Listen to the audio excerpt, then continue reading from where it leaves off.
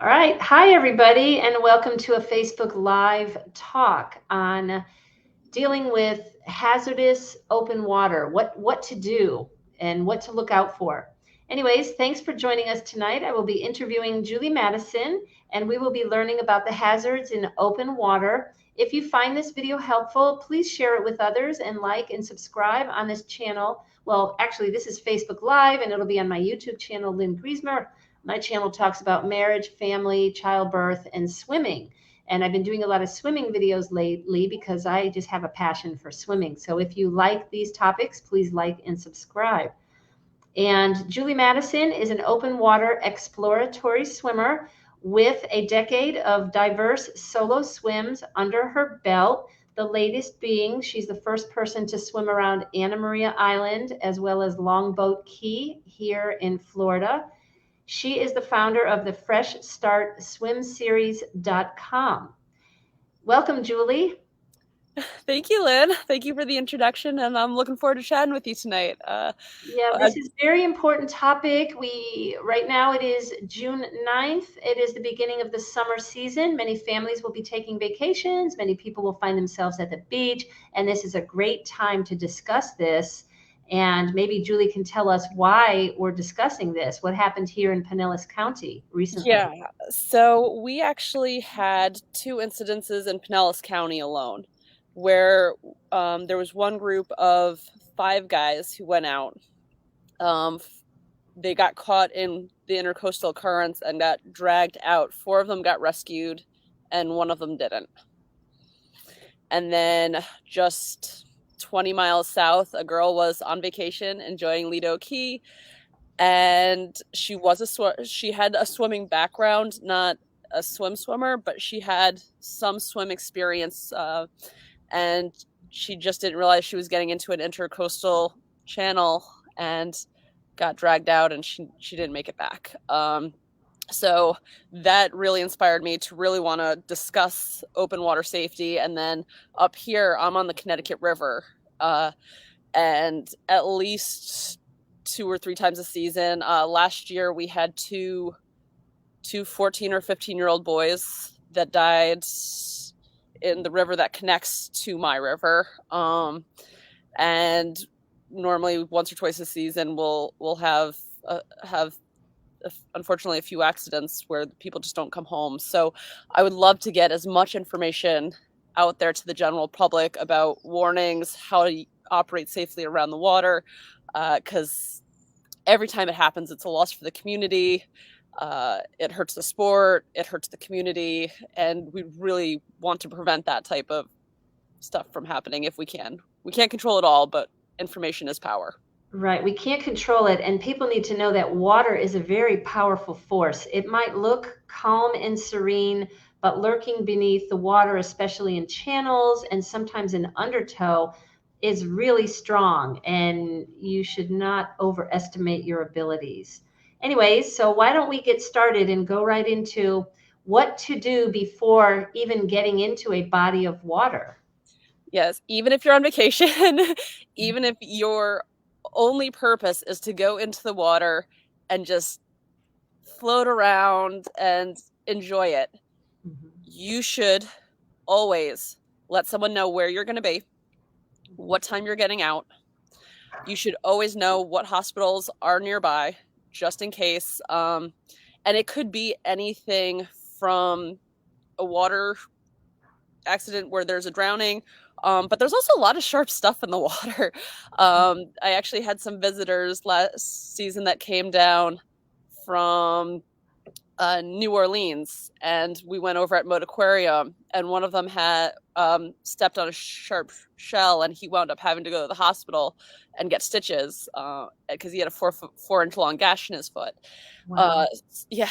And that's an area that I've swam multiple times, never had any issues.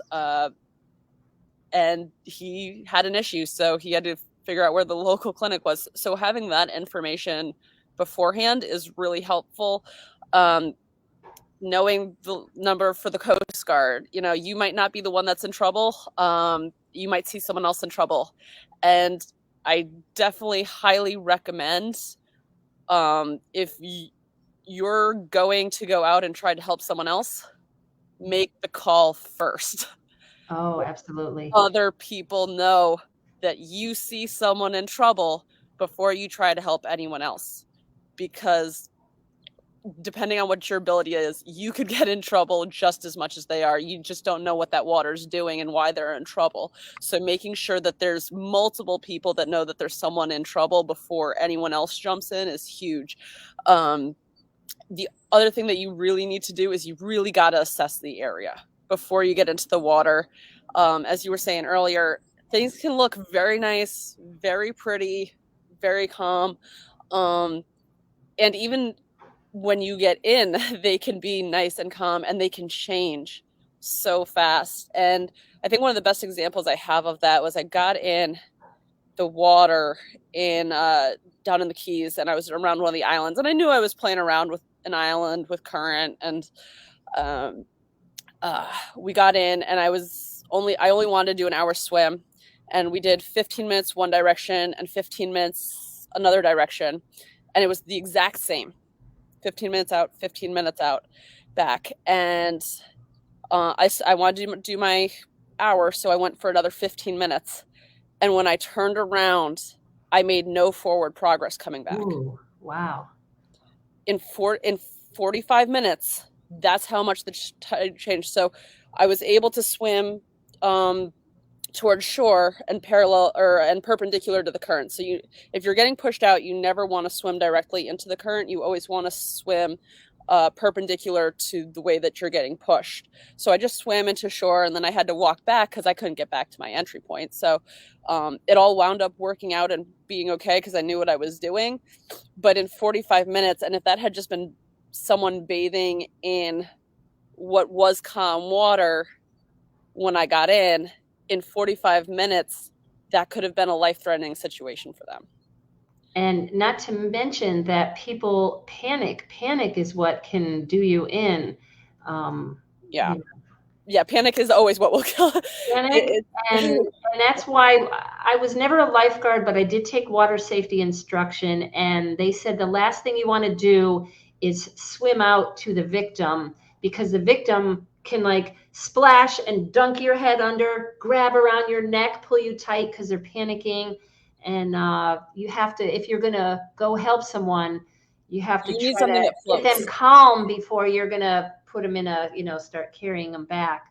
Yeah, ideally, I would not recommend going out to anyone if you don't have something that floats. So if you have a kayak, or if you have a paddleboard, or if you have some sort of, like, a boogie board should be enough flotation.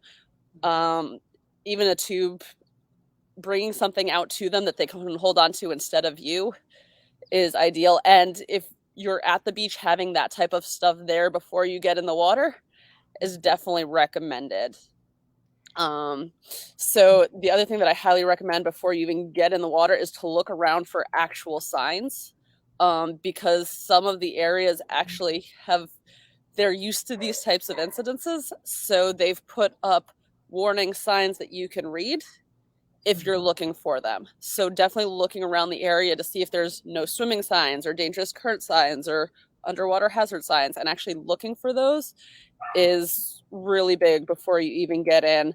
I always recommend also checking tide charts before you get in. I know recreational swimmers aren't thinking about it and aren't going to do it, but they really, really should. And one of the best instances I have is, the Connecticut River, or even the intercoastals.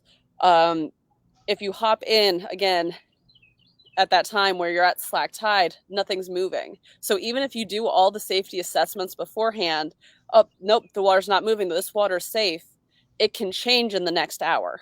It can change in the next half hour. So you really want to make sure. And so where that really comes in is if you're on a boat and you jump in and you swim 100 yards away from the boat, 25 yards away from the boat, and the tide changes, now you can't get back to the boat. Yeah. So And yeah, you're not that far away from it, but it can happen. The power of the water is very strong. And I want to welcome you to Facebook Live. We're talking with Julie Madison, how to identify hazardous water conditions. And we're talking about what to do before you even get in a body of water.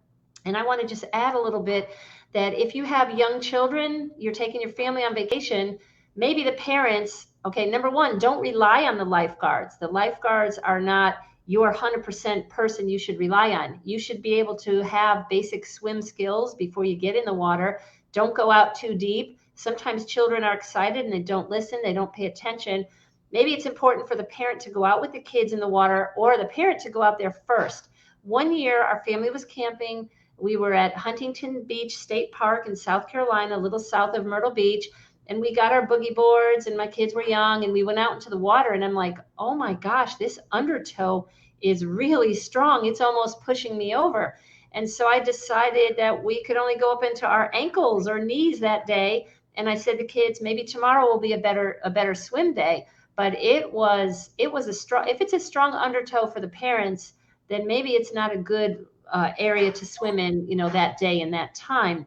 yep. And I recently took a trip to Texas, and I wanted to swim in different bodies of water. So before I even got there, I did some research online. What sea creatures or marine life might I run into if I swim in certain places? And water moccasins could be a thing in some of these bodies of water in Texas, but they weren't where I went at the time.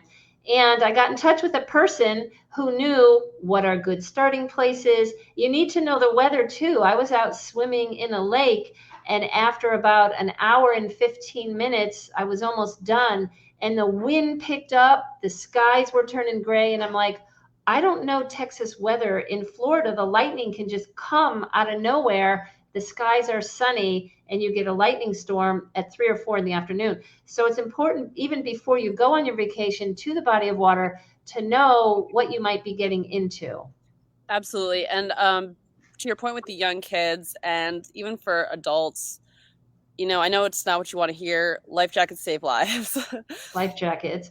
And Life even we were jackets. talking about your feet getting beat up and crushed, shells. Maybe we should wear water shoes on your vacation. Have water shoes. Yep. Anyways, so your next question is, what is a float plan? Is this something you do if you find yourself in an emergency? What do you mean by what is a float plan? So a float plan is something that you come up with before you get into an emergency. So, we talked about assessing water conditions. We talked about how they change. So your float plan is, if the current starts doing this, where do I go? Because you're not going to be able to swim into the current.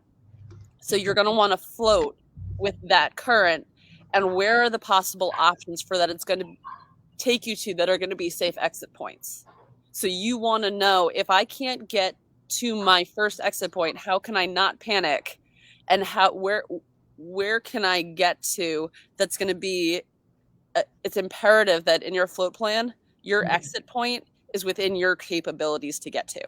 Okay. And that's important. That's an important point you're making. If you're 15 years old, if you're listening to this and you're a family taking a vacation, you have a child, don't worry about getting back to the spot on the beach where the family is located. Just get on land, and you can walk later. You can find an adult to help you get back to your spot. You can't fight the water. Sometimes you can't fight it. So you're not going to get back to it.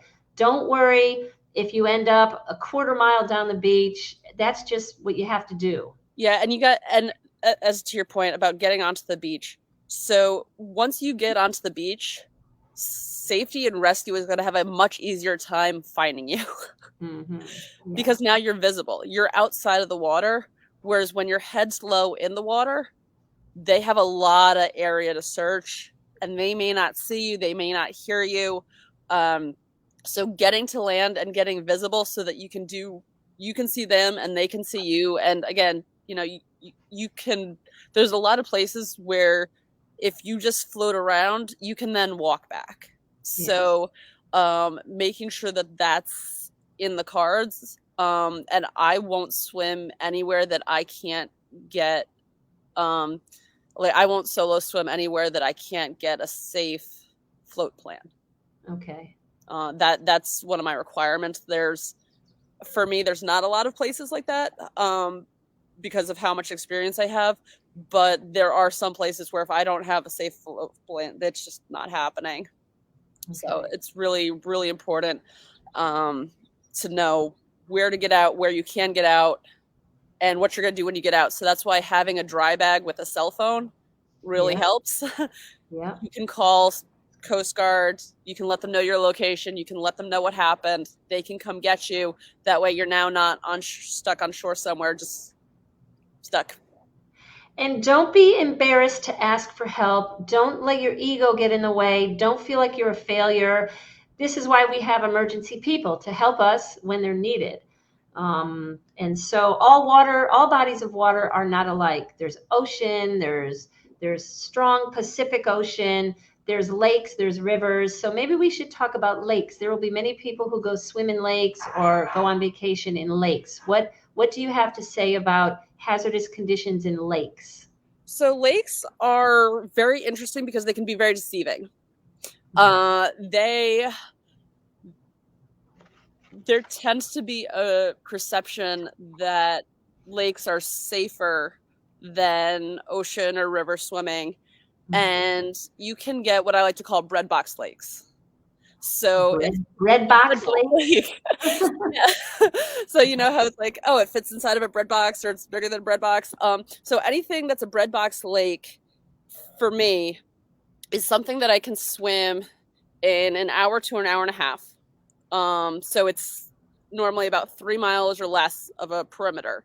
You're gonna get minimal currents because it's a smaller lake. You're probably not gonna get lost in the lake because it's a 3 mile perimeter. It's on the smaller end. And not that you can't, because you can if you don't know where you are, you can get lost anywhere. Mm-hmm. But to me, a breadbox lake is one of those smaller lakes where limited things can go wrong. Okay. It's the type of lake where you can literally get out anywhere and you're on someone's property. Okay. And you can knock on their door and be like, hey, I need to call someone. To me, that's a breadbox lake. Obviously, that also depends on your swimming skill, because if you can't comfortably swim 3 miles, then all of a sudden your breadbox lake is much smaller than my breadbox lake. Yeah. So making sure that lake matches up with your skill set is very important, and that you're treating that lake with the same respect that you would treat an ocean or a river. Because even with lakes, once you get in, if you don't really know what the shoreline looks like, you can get lost pretty easily. Yeah, or getting out, you kind of looking around like there's all trees here. It all looks the same. Where did I start? Where do I finish? Yes. So one of the tools that you can use is a white towel. Mm-hmm. White towel, if you're getting in kind of like at a state park or something, the white will show up better than any of the other colors.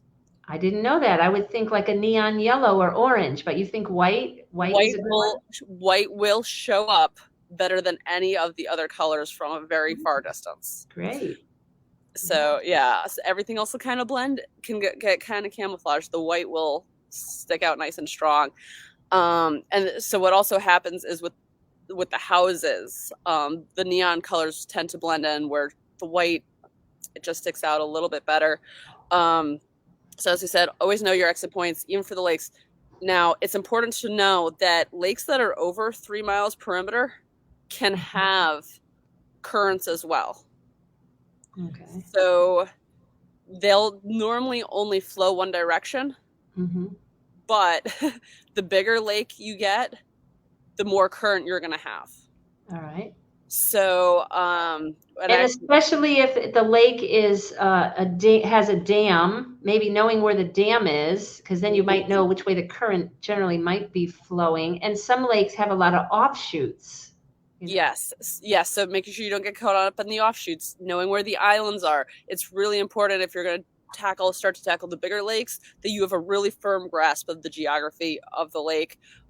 Dams not only are important just for current sake to know which direction that the lake's flowing, but you can also get eddies around the dams, and you can get a really nasty undertow. Okay, explain what an eddy is to those who might not have heard the term eddy. So what an eddy is when you have a solid object and water's flowing past it, what happens is with that solid object, right behind it, there will be a back curve of water. Okay. So even if most of the water's flowing one direction, right behind that solid object, the water will spin back. And some eddies, that's all it is it's just a spin back. But if you have a really deep area, what happens with that eddy is then it pulls you under. Ooh. Yeah. That's Yeah. So, and that's a very common occurrence around dams. So, you want to make sure that you want to be nowhere near a dam. You should be at least 100 yards away from any dam. You do not ever want to get near a dam just because the water can move so unpredictably. And if you ever get caught in an eddy, you want to swim sideways out of it.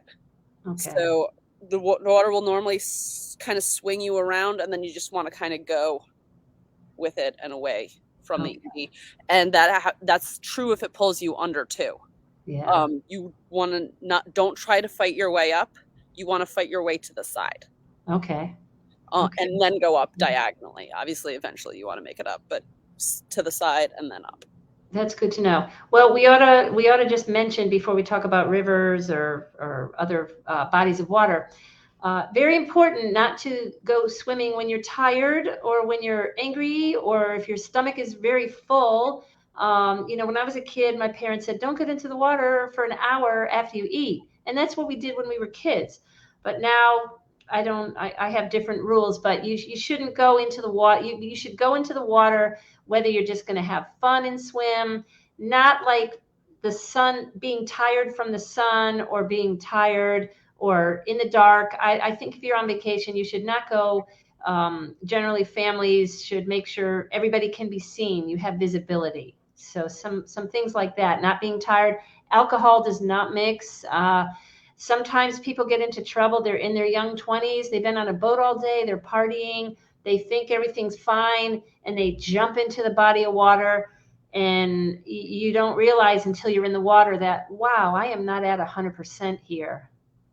Yeah. So I understand that for people traveling on vacation, there's probably going to be some drinking involved. And I just highly recommend having one person who's on their A game. Just like if you're going out to a bar. Yeah. Have one person who's designated for safety for everybody. It just reduces your chances of something bad happening. Pretty much drowning is the silent killer. You're not, most of the time, you're not going to hear splashing. You're not going to hear screaming. You're going to notice that they're gone later, and it's going to be too late. So really realizing that, because a lot of people, they picture in their heads that there's going to be someone who's out there yelling for help. Yeah. No, most drownings, nobody knows until it's over. Mm-hmm. So really having someone who's in charge, who's keeping track of everyone is really imperative to the safety and making sure it stays fun. Because that's really that's why we're having this conversation, really, is this, water should be fun. Yeah. Water can be fun. I love the water. There's nowhere else I'd rather be. It's just about doing it as safely as you can to enjoy the experience of what the water holds. And, I know sometimes my safety checks drive me nuts because I have to text my husband, and I'll do longer swims and I'll be like, hey, I'm going to be gone for 5 hours. I'll text you when I get back. Yeah. I'll get a text from him at 4 hours and 15 minutes. Hey, are you okay? And I'm like, I'm swimming here. But, those things keep me safe. And though at the end of the day, those things do allow for me to enjoy what I love without giving him a heart attack. And, that way, as long as he knows where I'm at, there's the potential that if I do, God forbid, get into trouble, that someone could actually come and help me. I try not to rely on that. Just because you never know. You really should know how to do as much as you can. Because the key to open water safety is really about prevention, not getting into the bad situation in the first place. So knowing the water conditions, knowing your abilities, doing stuff at a moderated clip so that you You learn the conditions. Yeah. I mean, really, that's the best way to go about doing it. Honestly, if you're in trouble, call for help. Right. Absolutely. I'm not saying don't call for help, but I am saying if you can not put yourself in that position to call for help, it does make the experience more enjoyable for everyone. Mm-hmm. And it can be a lot more fun than having to get rescued and pulled out. And I'll put the app or link below. My husband, when I swam in Texas with a friend in a big lake, at some point my husband couldn't see us. He was taking a walk, and it was a very big lake, and we didn't know. We knew we wanted to do about 3 miles, but we didn't know exactly what direction or where we were going to go. But inside my buoy, I had my cell phone, and it has a tracker, so my husband could track me. And we went swimming, and everything looked the same on the side. We crossed, I don't know, it was probably a quarter of a mile or not quite a half a mile across the lake. And we overshot where our endpoint would be, and we started going in one direction, and it wasn't looking familiar, and we turned around. But my husband's like, yeah, I thought something was funny. We started heading off in a different direction. But he had the tracker. He knew exactly where I was. He knew about when I was going to be finishing coming up to the boat ramp that we started at.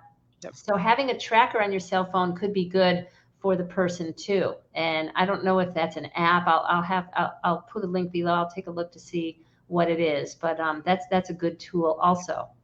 Okay, so maybe let's talk about river swimming. We talked a little bit about lakes. Let's talk about how is river swimming different from a lake? So river swimming will have a strong current 95% of the time. Okay. So you really need to pay a lot more attention to what the current's doing.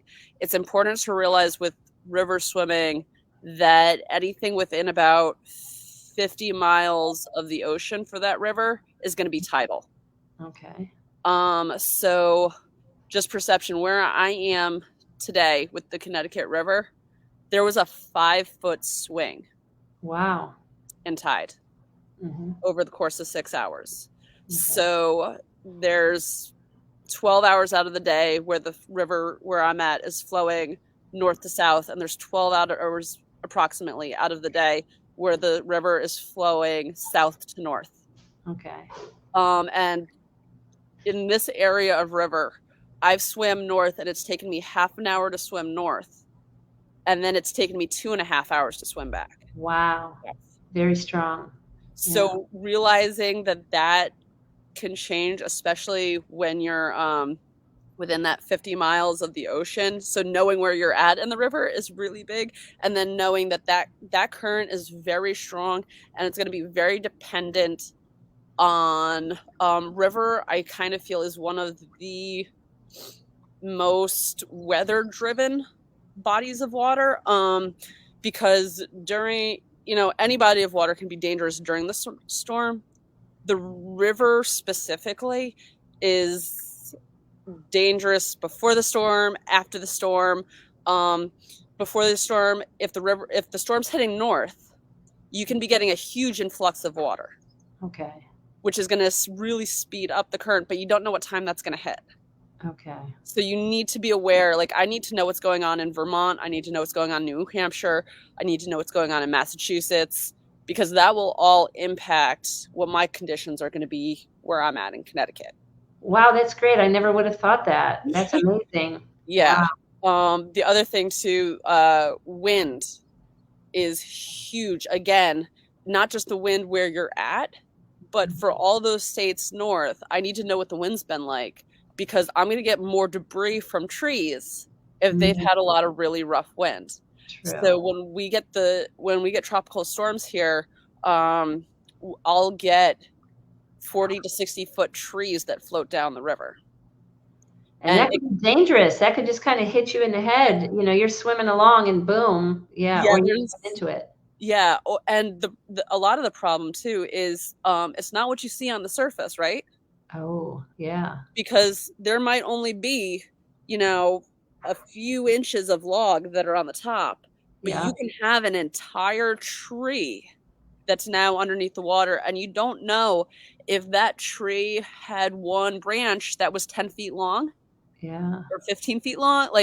So you really, really need to use, with river swimming, you really need to use good judgment about what type of debris is in the water. Mhm. And making sure that if there have been larger storms, you stay out of the water. I do not recommend river swimming for anyone who is not comfortable in the water. Like Yeah. you It's should be. almost an advanced level or expert level, and it might be a good idea to have a kayaker in the river, especially if you're visiting and it's a new river you haven't been to. Having someone with more eyes, just what's up ahead of you.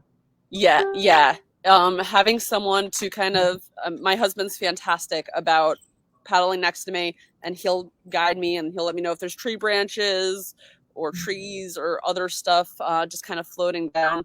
As we were saying, river swimming really isn't where you should be playing around and Right. just cooling off, because that current can be way faster than what you're thinking about. And again, that's where we lost the 2 boys last year. We had a rainstorm and the boys went to the local swimming hole, used their normal tree swing, jumped Yeah. in and left, and they Terrible. just never came back. So, really knowing the river conditions, I don't recommend river swimming for anyone who's not at an advanced level, doesn't know the area.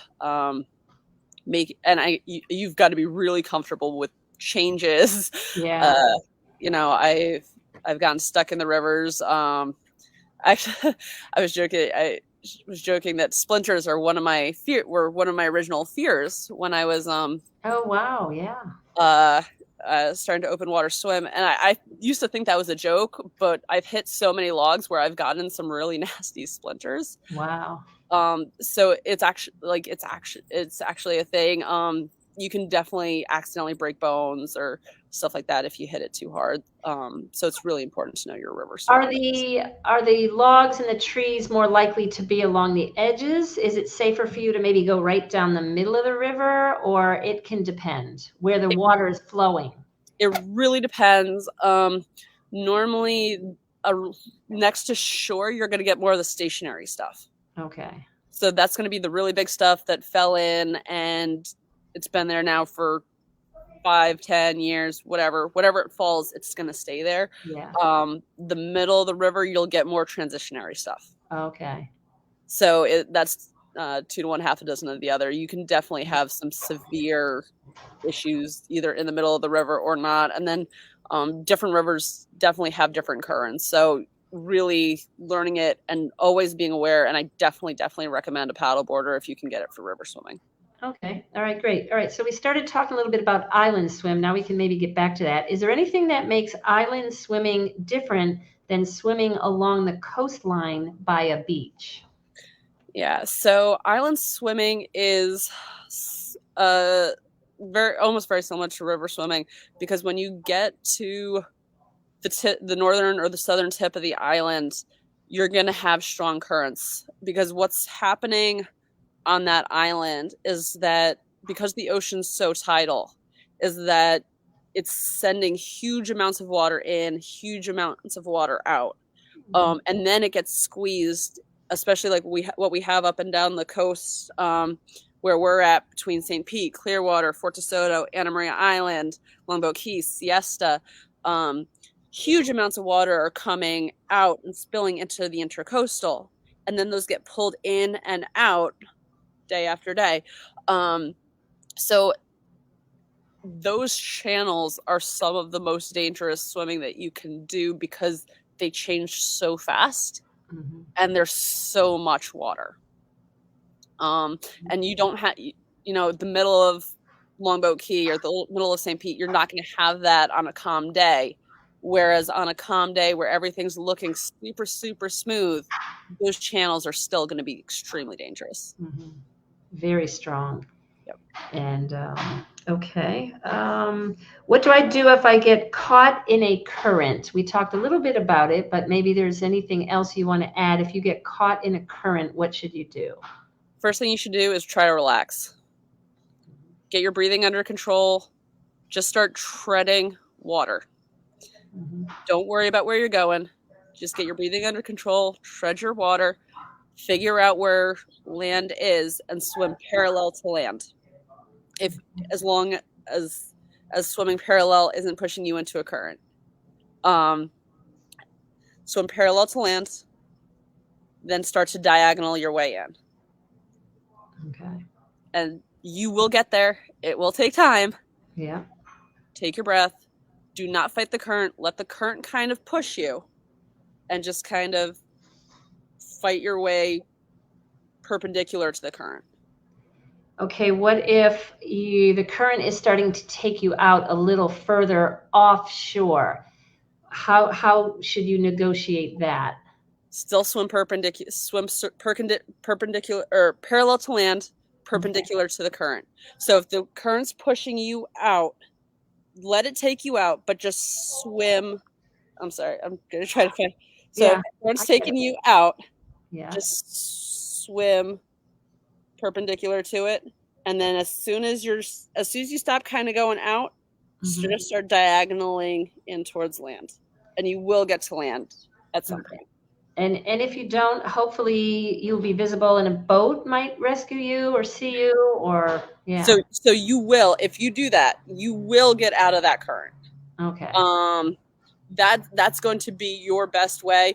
You do not want to try to fight the current coming in, and you don't want to just ride that current going out, because if you just ride that current out, you can end up miles and miles and miles offshore, and there are no boats that are going to find you.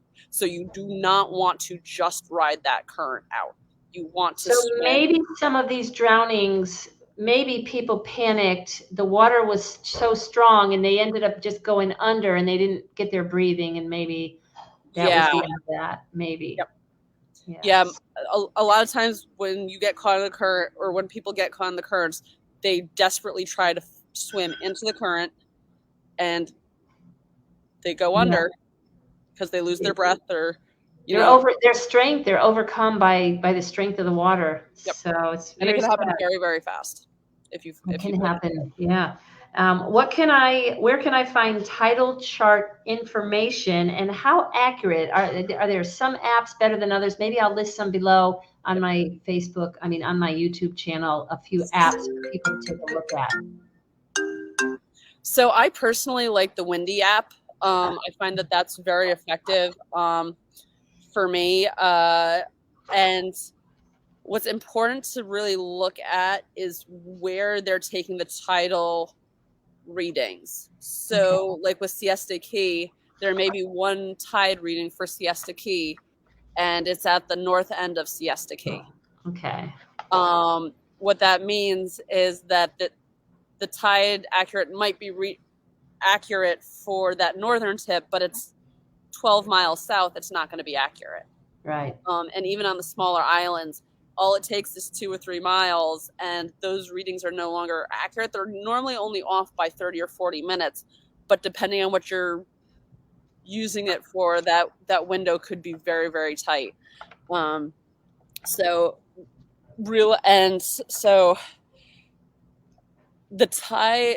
ideally, you should always just use those as a reference and realize that the land masses around them can change that accuracy of what the reading is. So I'll give you an example with Anna Maria Island, the Northern Pass. Okay.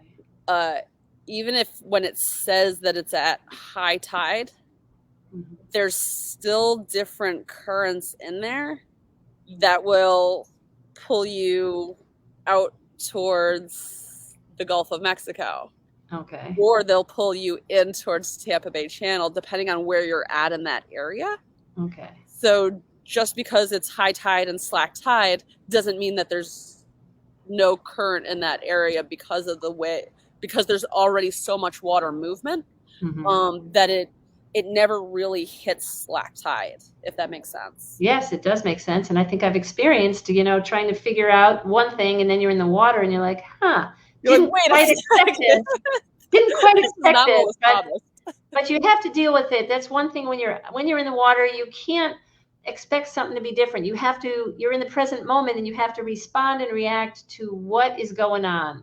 And it could be completely different from what you expected, and that's just what it is. Yeah, that's where having that float plan of knowing, okay, well, I thought the current was going to be going this way and it's going that way, so I guess I'm going that way, and Yeah. just figuring it out afterwards.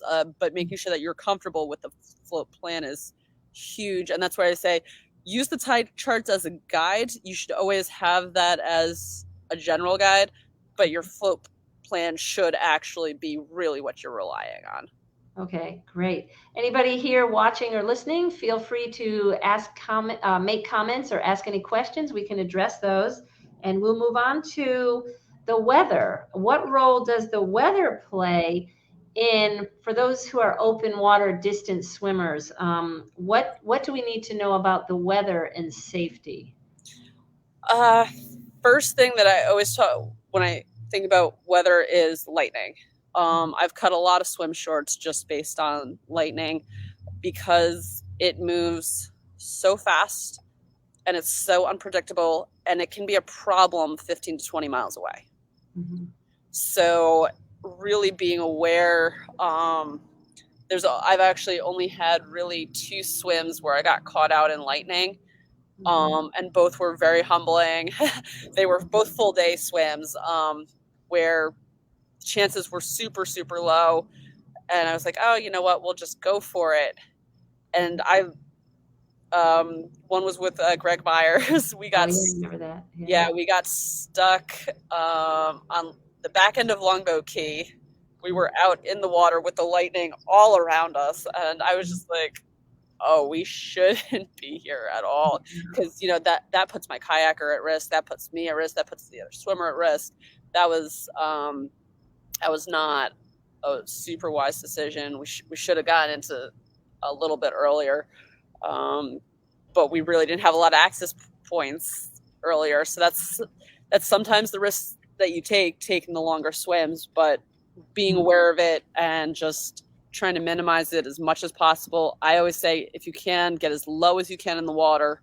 The nice thing about being out there is there's normally things that are a little bit higher than you. So normally the lightning will strike things that are higher. So being in the kayak, it's just not ideal. You really want to take that into consideration. So what did you do when the lightning came? Did you get to land? Did you find a private homeowner's property? Yeah, so we got to land. We actually knew the that was near there, that we have a slip in. So we got out at the marina, just kind of huddled underneath one of the buildings until the storm passed. We waited until the storm was totally past. But it was definitely not enjoyable. Dicey. Yeah, well, we all get into dicey situations. You just have to find a plan B and a plan C, like you said, exit points. Before you get into a body of water, know what possible exit points there might be. If you have the cell phone, and again, don't be embarrassed. Go knock on somebody's door. You need help. Get the help that you need. What are the best ways to transition to open water swimming from pool swimming? Because pool swimming is quite different from swimming out in nature. I highly recommend finding a local group to mentor with. So when I originally got into open water swimming, I mentored with another swimmer for about 1.5 years. And they took me to different locations, taught me how to read the water. I got comfortable with the water, and then I started to kind of go out on my own. And I was already a very strong swimmer at that point. So when I transitioned into open water, I was doing a minimum of at least 1-2.5 hour swim a week in the pool on top of my other workouts. So I knew, and it wasn't a stopping, like it was 2.5 hours straight. So I was doing a minimum of 10,000 yards in one practice. So I had a really good base going into open water swimming. So, and I would highly recommend first getting that good base, because the more comfortable you are as a swimmer, the more comfortable you're going to be if you get into trouble or if different conditions come up. And then finding a mentor to kind of learn from to learn the area. And there's a lot of groups in our area that are fantastic for open water knowledge. There's a bunch of coaches in the area. I highly recommend getting a coach just to kind of talk the stuff out, work it out. Coach might know better areas.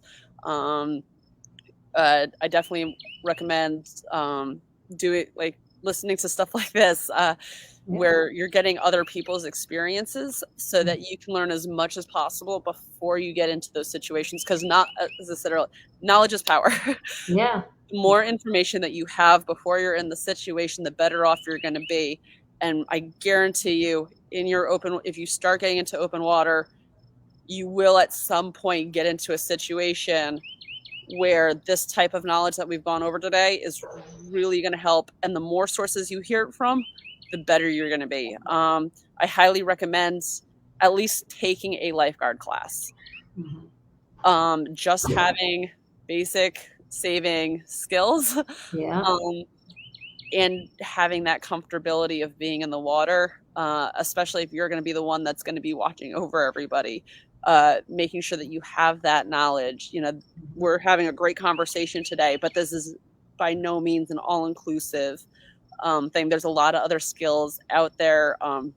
The practical experience of swimming open water cannot be underestimated. I have gone to so many venues, and I still do to this day. I'll go to the venue, I'll look at the venue, I'll turn around, and I'll go home. Yeah.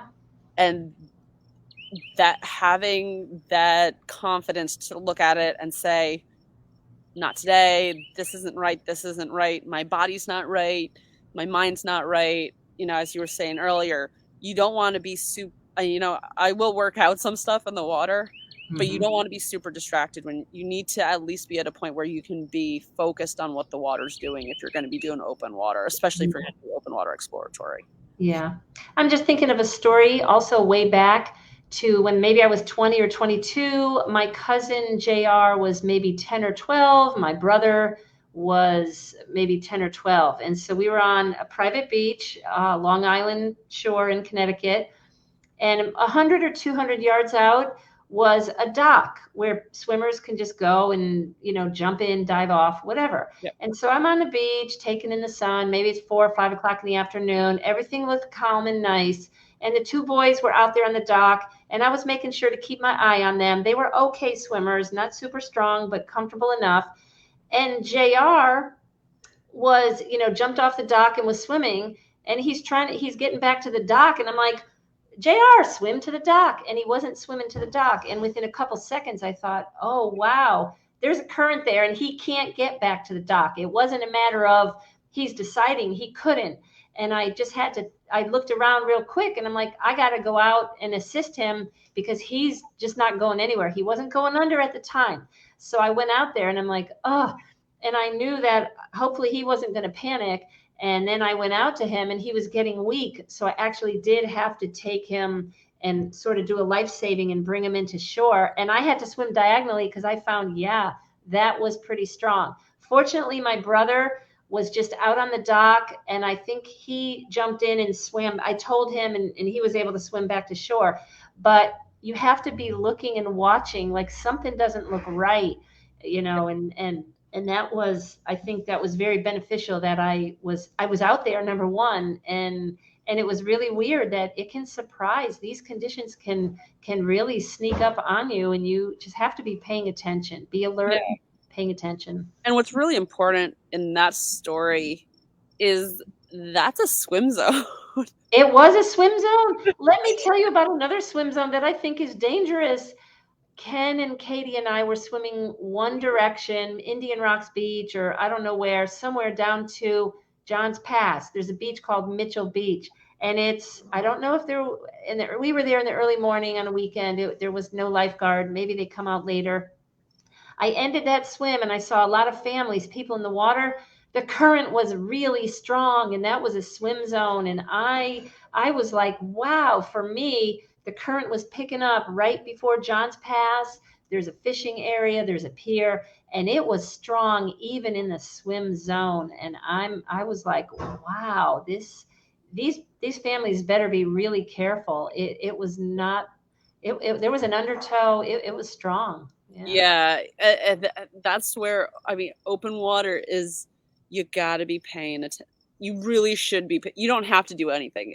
Far be it for me to tell anyone what to do, but you really should be paying attention, because that's the best way to keep yourself safe. And I mean, I love living. I live to the fullest. I've done a lot of crazy, silly things, or at least borderline, where, you know, there's definitely some risk involved, but being able to assess the risk and being able to maneuver your way without panicking is huge. And that's actually one thing that I really feel you really shouldn't even, you shouldn't be in open water if you're not comfortable in water. Exactly. Because don't get in for the first time in a challenging situation. Keep with the pool, keep with areas that are very safe that you're with, you know, maybe swim along the shore only in 3 to 3.5 feet water, maybe, so that you can stand up. That's very powerful if you're swimming in an area where you can stand up. And so, yes, we will take risk. We might face danger, and we have to know how to react and get out of the danger. And what are we going to do? So I don't think that it's outrageous. You know, some of the decisions that we open water swimmers make are not outrageous. They can be risky, but we need to know what to do in a danger. And thank you for sharing all these ideas on what to do when you find yourself in dangerous situations. And any other stories or thoughts before we bring it to a close? So real quick, so you just mentioned you should swim 3-ish feet of water. You should actually walk the stretch that you're going to swim first, because it can get very deep very quick. And that can be a huge problem. So you think you're swimming or bathing in something that you can just stand up in. And I'm pretty sure that's what happened to the girl that was at Lido Key, where she was in water that she was comfortable in.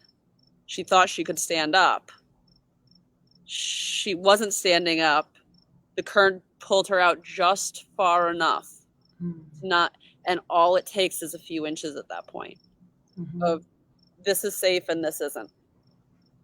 Pulled her out just far enough, and she wasn't able to stand up.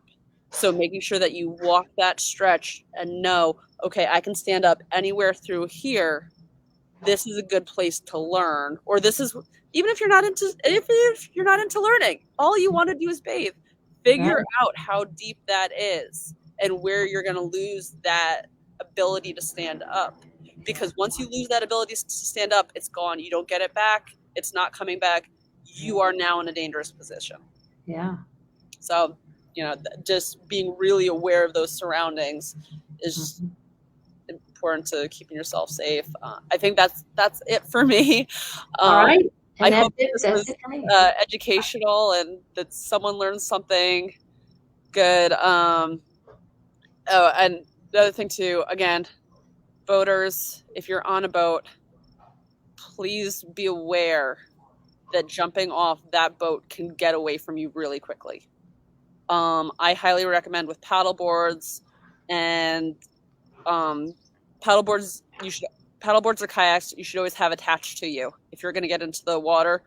You know, unless if you're anchoring the boat and you know the area, you can get farther away. But if you're just going to get off, you should have that kayak or paddleboard attached to you. Motorboats, someone who can operate the boat should always be on the boat if it's moving. I cannot stress that enough, because especially up here, we have so many, and in the channels, we get so many instances of people jumping off into water that they don't know is moving, and then the boat stays over there. And they can't get to the boat, and now the boat can't come get them. Vacationing for the first time in an area, if you're not familiar, and being in a boat and just jumping into the water is not, I wouldn't recommend that. You've got to be familiar with where you are and what you're doing. Exactly. So. And making sure you take those in small steps and not just saying, okay, well, I've anchored the boat, so now I can go and jump in and go. Really take those baby steps very carefully, especially as we're getting into vacation boating season. Mm-hmm. Really be careful with the boats because that can happen so fast. I know the water's cool and inviting, but just take it slow, because once that current pops up again, it's inches. Yeah. Once you're inches out of away from it, it's gone, and now you have to enact your float plan. Maybe you can tie a very long rope to your waist to a child or younger person, and they can get in the water and kick around a little bit, but they can always be pulled back in. Yeah, maybe that's an option. Absolutely. Have a floaty that's attached to a rope, pull it in, and that's actually a really great way to see which direction the current's moving, because that float will get pulled in whatever direction the current's moving. You can see how fast it's moving. And again, if you're in the channels, if you're in the rivers, just pay attention, because that tide could change fairly rapidly. So knowing when the tide could change is just really important. Yeah. So. All right. Well, thank you so much, Julie, and thank those of you for watching here on Facebook Live. This will be up on my my page, and then it'll be on Lynn Griesemer on my YouTube channel. And so if you know of anybody taking vacations or looking to swim in the open water, this would be a great video to watch. So thank you so much, and thank you, Julie. Have a great night. Stay safe, everyone.